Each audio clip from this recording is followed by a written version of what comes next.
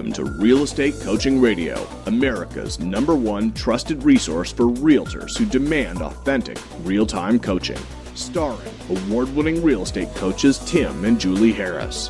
Get ready for unfiltered, full-strength honesty about what is truly working to get you into action and make you money in this new real estate boom. Now to our hosts, Tim and Julie Harris. Welcome back to Real Estate Coaching Radio. I really appreciate all the wonderful emails and comments we've been getting from all of you guys, those of you who embraced Listing Palooza over the past weekend. And if you haven't, it's not too late for you. There's still tons and tons of opportunity for you to go after those expireds. Listen to the radio show we did on Friday with the exact how-to step-by-step of what you need to be doing. Remember, the most expireds always come up on the last day of the month and the first day of the following month. Never forget that. If you're falling behind with how many listings you want to be taking, that's how you catch up. So one of the continued wonderful challenges that a lot of you guys are having is you're having too much success. Yes, that's happening, and it's so exciting. I would say at least 30 to 40% of you are exceeding your original goal as far as what you are planning on earning this year by a fairly significant margin. And here it is, first quarter's not over yet. And you want to know specifically how you can continue the momentum. And we have always talked about the scheduling and doing what matters most first every day. And we've talked obviously a lot about, the spokes on your wheel, all those things. So if you're not familiar with all of our different, I think, core fundamental beliefs, you can obviously listen to previous radio shows. But today we're going to talk about something that is, I think, confusing. And it's confusing because agents don't really understand how to build a business. None of us really are born into this world knowing how to build a business. We have to learn, and unfortunately, some of us learn along the way and make lots of mistakes. Now, first in your notes for today, write this down. A smart man learns from his mistakes, but a brilliant man learns from the mistakes of others. Be the brilliant man. Don't be the guy who's like most other folks out there who's kind of stumbling along, who's not necessarily trying to learn from the mistakes of others and the success of others, thinking that you can just figure it all out.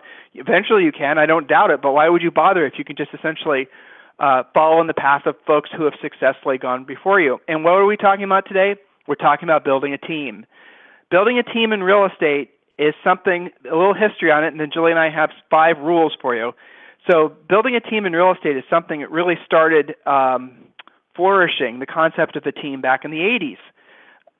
Some of you who are new in the business or newish in the business in this industry think that teams are a new concept. They're not. They've been around forever. Howard Brinton was arguably the person that I think allowed the team concept to flourish more than anybody else. And if you guys don't know who Howard Brinton was, you can go onto YouTube and watch some of his own videos. He was certainly a mentor of ours.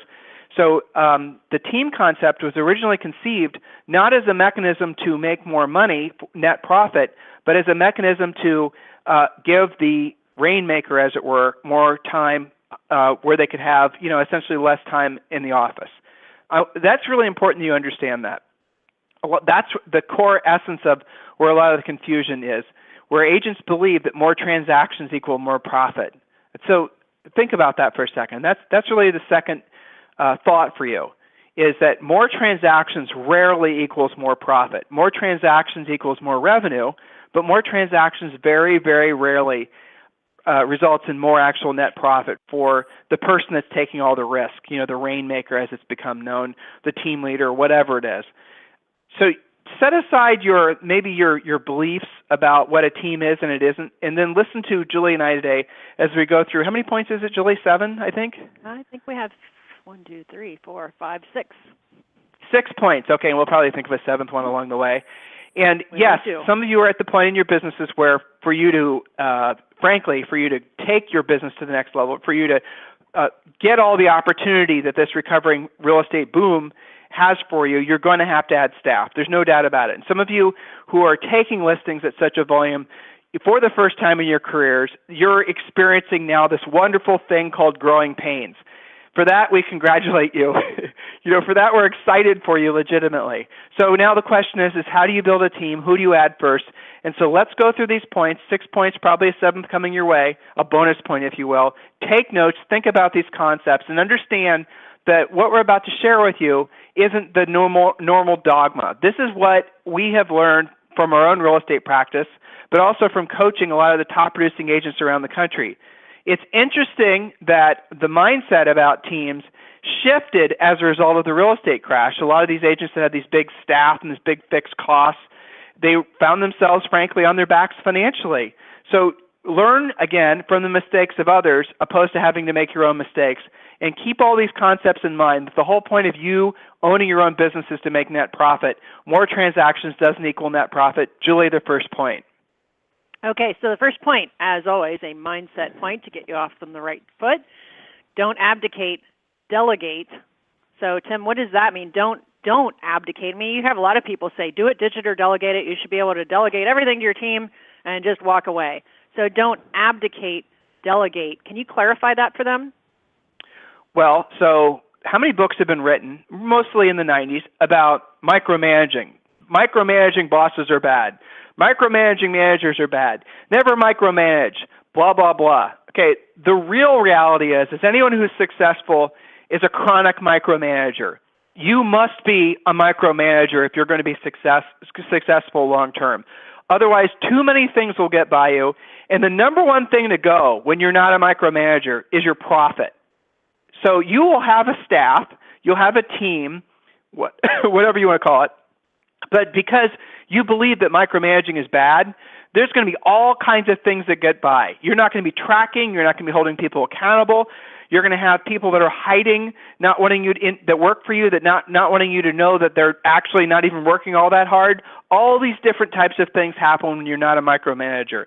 Now, do I want you to do it personally? I want you to oversee the systems that do it for you.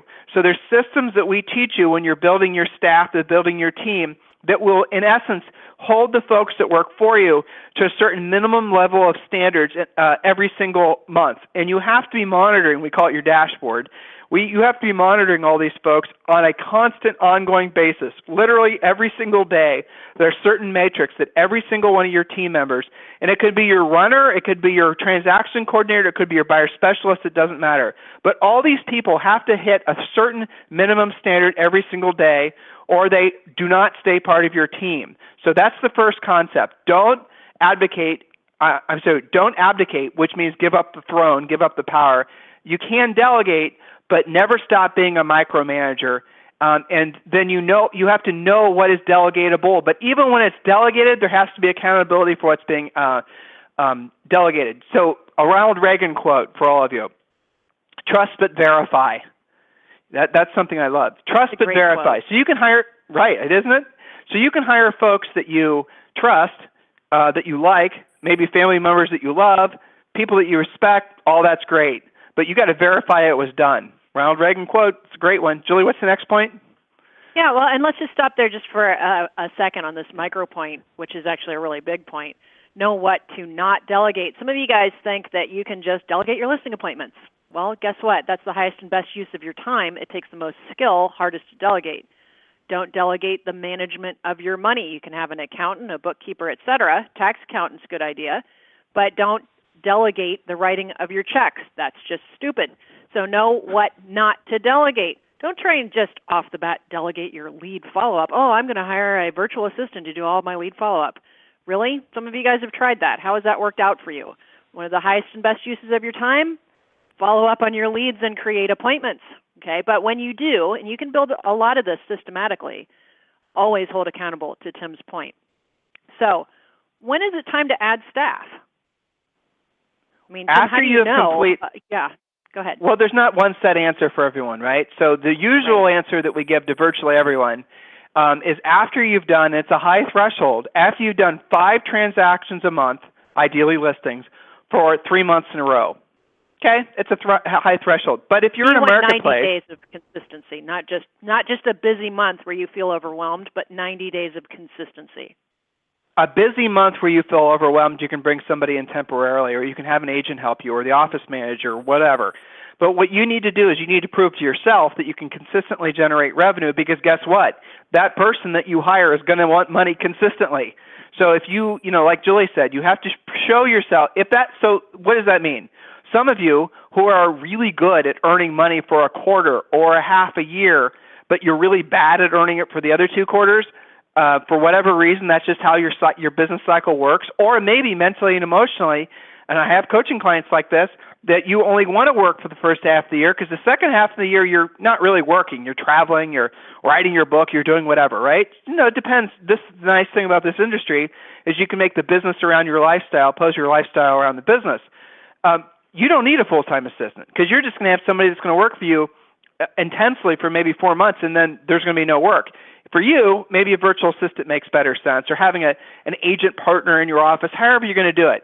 But be very, very careful that you do not add staff, do not add any fixed cost until you've been very consistent with generating revenue. Now, if you're in one of our upper-end agents and selling multi-million-dollar homes, and you have, in order to hit all your financial goals, you have to sell 10 houses a year. And the coaching call I had prior to today's radio show, actually an hour ago, was with a guy who's going on a listing appointment this evening for $10.5 million.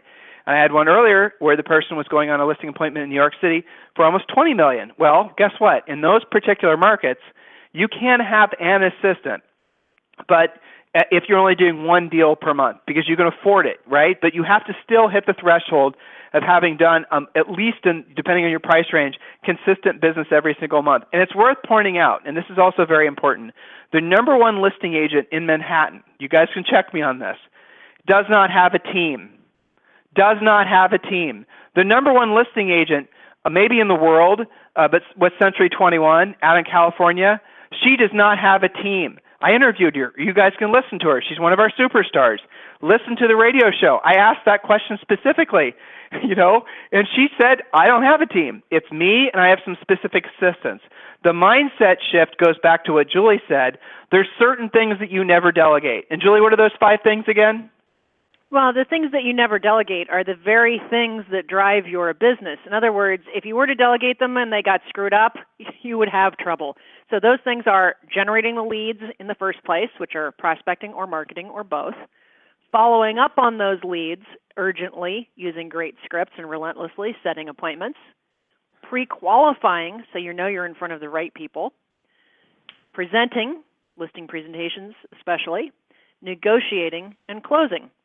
Now, there's bits and pieces in there, light negotiations. A transaction coordinator can handle light inspection negotiations. But doing your deals and getting them to stick and going back and forth with other agents and negotiating with your sellers sometimes, okay, you guys know what I mean. There are things that only you can and should negotiate. You just have to live with that, accept it, and realize that's why you get paid what you get paid. Anything that's not on that list should be delegated.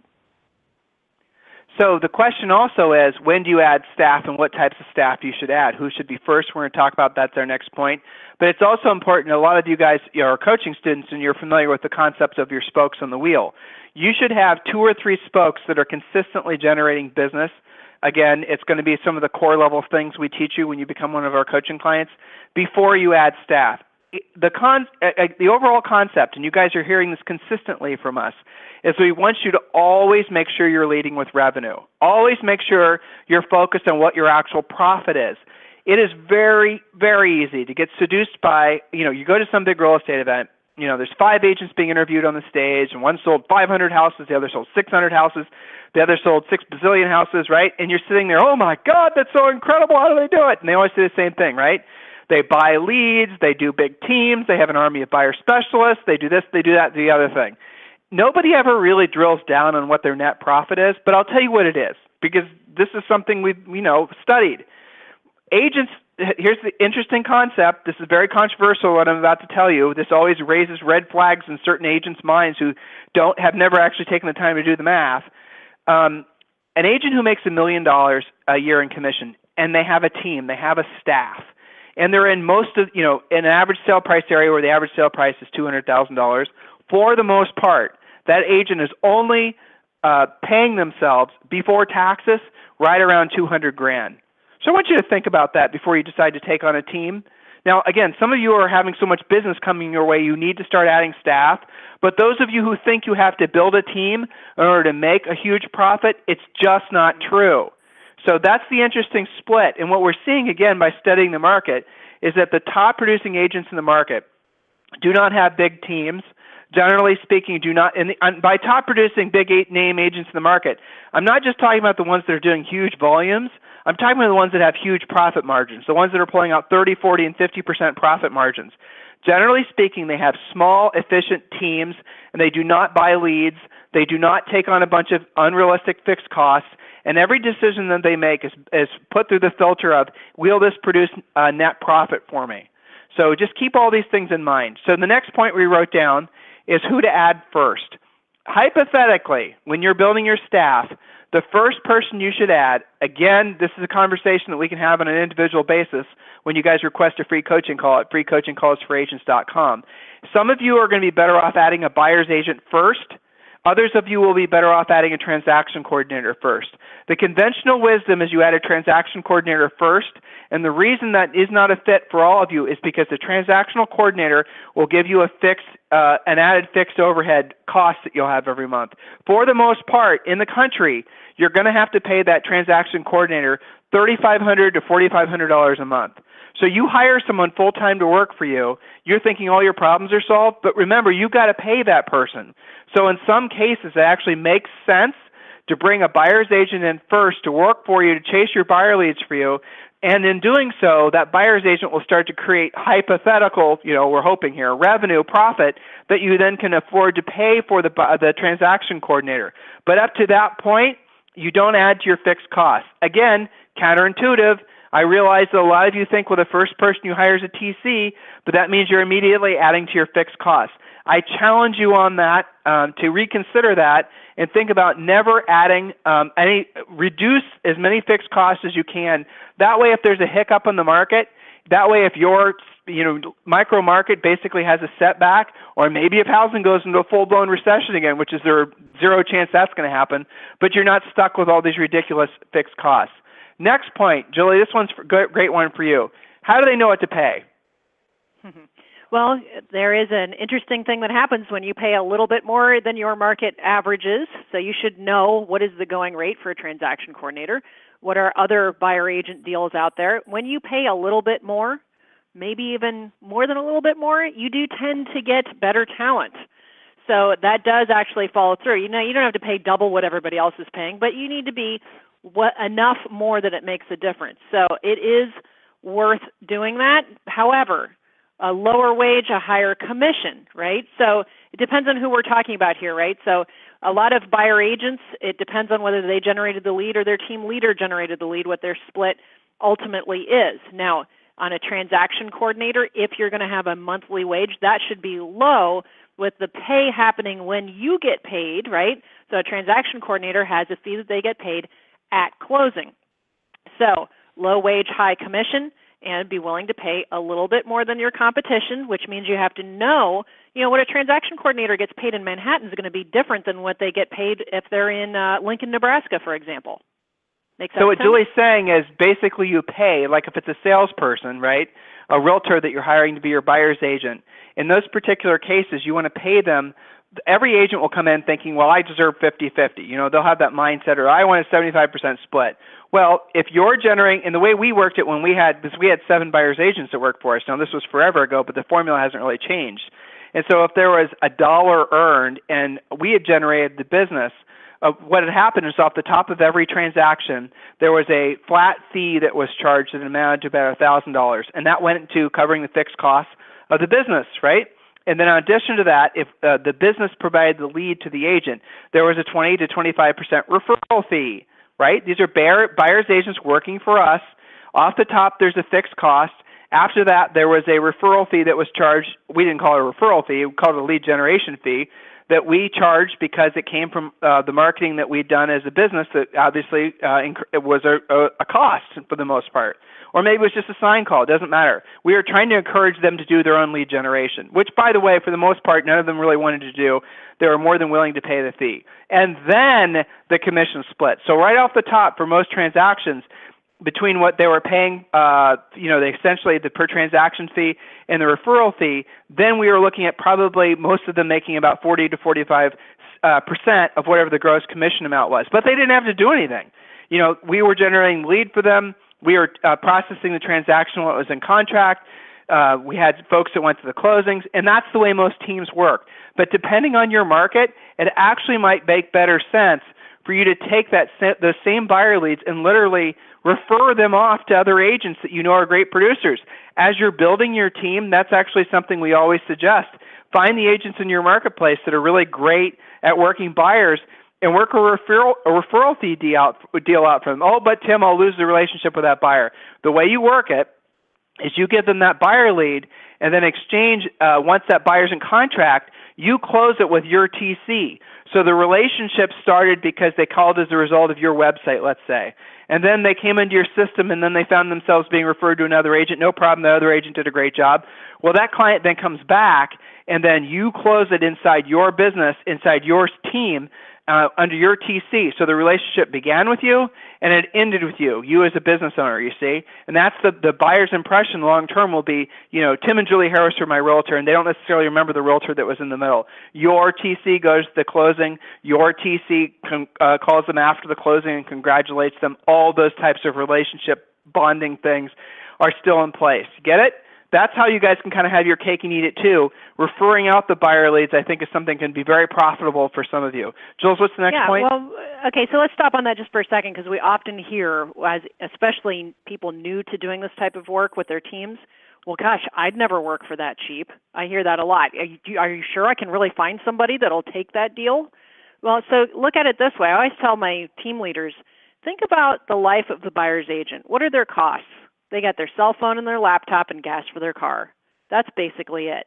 There's no lead generation costs. There's no overhead. There's not the types of things that you guys are dealing with. And when they are working with a buyer client, what are they doing? They're setting up showings, hopefully in a decent order, showing appropriate houses. They have to be good, if not great, at writing contracts, which we can help them with, you can help them with. And then it's lather, rinse, repeat. They goes to the transaction coordinator. So really, somebody's making 35 to 50% on a deal that they only did maybe 15 or 20% of the actual transaction. When you look at it that way, which is reality, it's a really sweet deal for buyer agents. We always used to say, if you have to have your name on the sign and you're really attached to being a listing agent, you're not the right buyer agent for the team. But keep in mind, they have no expenses. All they have to do is put people in contract, lather, rinse, repeat. For the sake of time, the other thing to remember is some of you guys want to add staff and you don't want to take the time to learn how to train them to do their jobs. We do have coaching staff in place that will train your buyer's agents. We have coaching staff in place that will train your transaction coordinators. We have coaching staff in place that will train your leads coordinators, train your listing specialists, all that stuff. We have everyone in place that will help you train your buyer's agents and your rest of your staff so you don't have to do it, so you can focus on those 5 core activities. Which leads to the next point, how to pay for your staff. Now, this is an interesting concept, too. Before we talked about basically a transaction coordinator being a hypothetical fixed cost and how that, for many of you, is something you want to be very, very careful before you obligate yourself to. So an idea would be you have that transaction coordinator pay for themselves by doing BPOs or by doing other work that you would have otherwise had to pay somebody else to do. BPOs is frankly the cleanest way to do it. In every market, no matter what direction your market is going, even if it's the hottest market in the country, I promise you there's BPOs that are being ordered every day. So make it so that everybody on your staff, it's a concept. I realize that not all of you guys will embrace it, but the idea here is that you don't have any riders in your boat, only rowers. In other words, you want to have as few people work for you, ideally none, that are not revenue generators. And the minimum number of, like, for example, if you pay someone $3,000 a month, they should be generating $3,000 a month for you in actual honest-to-God revenue. Maybe they're doing they're helping you with the lead follow-up. Maybe they're doing something that's actually tangible that you can see a direct correlation between their effort and revenue generation. That makes it so, again, everybody's rowing, nobody's riding. And the last point that we wrote down for all of you guys today is maintain margins. And this is the most important thing. Every time you do a transaction, you've got to pay yourself first. A lot of you have made the mistake, and I understand why. It's because, frankly, the information out there is talk. You won't have any profit unless you pay yourself first. That's the bottom line. So literally off the top of every single check, and Julie and I were actually, we sort of read this and we heard this and all this, but it's back when we were selling real estate. We came across somebody who was an actual honest-to-God billionaire. Some of you guys are familiar with this story, but it's true, at a Howard Brinton event, by the way. And, I befriended him for a short while, and he became somewhat of a mentor of mine. And I learned that he had started as an Indiana farm boy, and he never had any, anything money-wise, but he actually accumulated enough wealth from his various investments. And by the way, his wife was a top-producing agent, that he became a billionaire. He owned all kinds of crazy things. He owned gas and oil fields in Canada. He owned this huge walnut grove. I mean, remember when walnut was a real popular thing that everyone was using walnut veneer on furniture? So he had assets and investments all over the place. And I asked him, I said, how did you do it? How did you start out from nothing and became a billionaire? And he said, because off the top of every check, Marianne Duval, and some of you guys from Howard Brinton will remember her. So he said, me and Marianne, off the top of every single check, would save 10%. And then we basically paid off all of our own personal debt. It's very Dave Ramsey-esque, in essence, what his advice is. Some of you guys are familiar with Dave Ramsey. He followed basically the same pattern that Dave Ramsey is suggesting in his books. And he told us this, years and years before Dave Ramsey wrote his first book. It's conventional, normal wisdom. So, he essentially said 10%. It took 10% off the top of every transaction, paid off his own personal debt, built up a war chest, started making outside investments. Some of them obviously paid off big time. He has accumulated a tremendous amount of wealth. The moral of the story is, so many of us believe that we save with what's left over. How many of you right now listening? I used to be, Julie and I we're guilty. Right, but we are guilty of that for a long time, right, Julie? I'll just save the next check, or I'll just save the next time I do both sides of a deal. I'll just save the next time I've got an extra transaction that month. I know, because we used to think that way too. And We've known a lot of agents, and we've coached a lot of top producers, and, I believe that we personally never really saved when we were selling real estate full-time until we started doing the 10% drill, which was as a result of that relationship. And then it's amazing. You guys have to look at that. If you were to just start today with your next check and save 10% for your savings and another 20%, maybe even 15% towards taxes, because that's the other thing that kicks your guys' butts, is not maintaining that percentage off the top of every check for taxes. So you do have to maintain margins, and you've got to be highly disciplined about that. That means even on the months where you know that next check should be going to paying for your overhead, the reason that's that way is because you think that way. If you stop thinking about 100% of your check being 100% yours, and 10% of it is in mandatory savings and 15% is mandatory taxes, and you only have the rest to work with, that's a financial mindset that will get you to the next level. And Tim, honestly, you rack your brain for your coaching clients as well, but I don't know anybody that saves significantly using the mindset of, well, it'll just be the next big check. Well, nobody does. Nobody does. It's impossible because there's never any left over. Because sure enough, there's always going to be the ad you want to buy. Or there's always the dude trying to sell you the buyer leads. There's always going to be the whatever. You got to literally pay yourself first, or you will never accumulate anything. The idea that you're going to have some big closing that's going to solve all your financial problems, it's just nuts. And all of you guys know that by now. To Julie's point. There's nobody, yes, you can buy a winning lottery ticket. Okay, I'll give you that, right? If that's your retirement plan, good luck with that. For the rest of us, the sane members listening right now of our coaching organization, and those of you who are going to hopefully consider becoming coaching clients, you need to save 10% off the top, right? Build up 6 months worth of savings. Then you need to pay off all of your debts. Savings first, that way you have that financial cushion, because that way if you do hit a rock in the road, you won't have to add more debt because you won't be charging your overhead on credit cards. Cash savings first, pay off credit cards next, then pay off your house, become literally completely debt-free. A lot of our long-term coaching clients are there. It's an incredible feeling, something that maybe people in their lifetimes thought they would never achieve until their retirement ages, if ever. Next step is then you start investing. But the key is you never stop saving, and you got to save first. Some of you, again, Julie mentioned it, have closings happening this month. 10% off the top. Force yourself to do it. 20% then when you get your stuff paid off. 30%, 50%. You get the point? Then you'll start having passive investments. Save that money. That's how you become a millionaire, guys. That's how you do it. Those of you who think that selling real estate will make you rich, you are 100% wrong. It's what you do with the profits, assuming you have any, from selling real estate that will make you rich. So keep that in mind. Now, if there's anything we can be doing for you, it is our absolute pleasure and honor to help you in any way we can.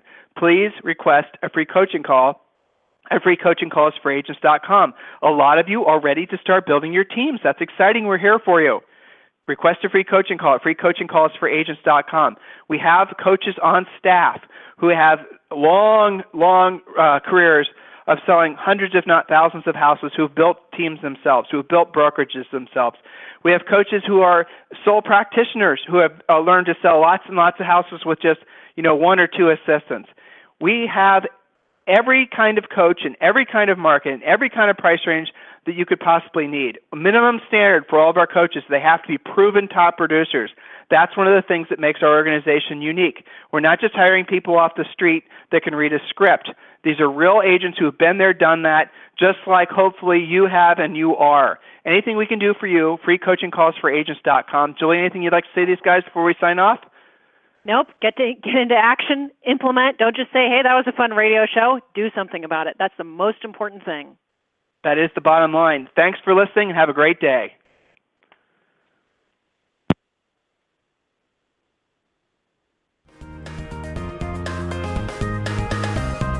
This program has been a presentation by Tim and Julie Harris, Real Estate Coaching.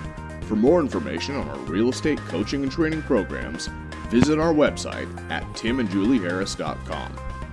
Remember to tune in weekdays at noon for upcoming shows, and until next time, thank you for listening to Real Estate Coaching Radio with Tim and Julie Harris.